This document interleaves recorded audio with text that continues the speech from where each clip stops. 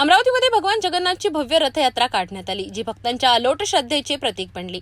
रंगारी गल्ली येथील जगदीश मंदिरातून निघालेली ही रथयात्रा धनराज लेन, सक्करसाद चौक, जवाहर गेट, सरोज चौक, जयस्तंभ चौक आणि मालवीय चौक मार्गे आचार्य निवासस्थानी पोहोचली। या रथयात्रेत भगवान बलभद्र, माता सुभद्रा आणि स्वतः भगवान जगन्नाथ हे अनुक्रमे बलभद्र रथ, सुभद्रा रथ आणि 12 चाकांच्या नंदी घोष रथात विराजमान झाले होते। रथांना जोडलेल्या दोऱ्यांच्या सहाय्याने हजारो भाविकांनी जय जगन्नाथचा जयघोष करत मोठ्या श्रद्धेने हा विशाल रथ आचार्य निवासस्थानापर्यंत ओढला। भगवान जगन्नाथ, बलभद्र आणि माता सुभद्रा आता पुढील 10 दिवस आचार्य निवासस्थानी विश्राम करतील।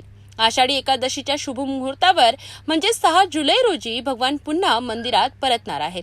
रथयात्रेदरम्यान भगवान जगन्नाथांचे आशीर्वाद आणि प्रसाद घेण्यासाठी भाविकांची प्रचंड गर्दी उसळली होती। या सोहळ्यात हेमंत आचार्य, पद्मा आचार्य, लता आचार्य, खुशबू आचार्य, भूमित्रा आचार्य, सुरेश रतावा, ललिता रतावा, मुकेश छांगाणी यांच्यासह परिसरातील अनेक नागरिक आणि भाविक मोठ्या संख्येने उपस्थित होते। हा सोहळा अमरावतीच्या धार्मिक आणि सांस्कृतिक जीवनाचा एक अविभाज्य भाग आहे। जगन्नाथ रथ यात्रा अमरावती में पिछले 126 साल से निकल रही है। आचार्य परिवार अपनी 5वीं पीढ़ी को यह रिप्रेजेंट कर रहा है और हम अमरावती राज्यों का सौभाग्य है कि हम यहाँ रहते हैं।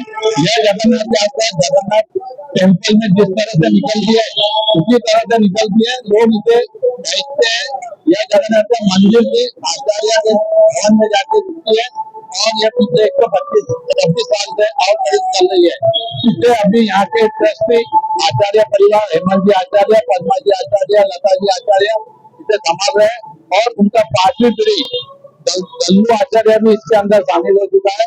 यह भगवान की असीम कृपा है अमरावती वासियों के लिए। यह रथ यात्रा अवर्जित यानी नॉन स्टॉप 126 साल से यहाँ है। जय जगन्नाथ, जय जगन्नाथ।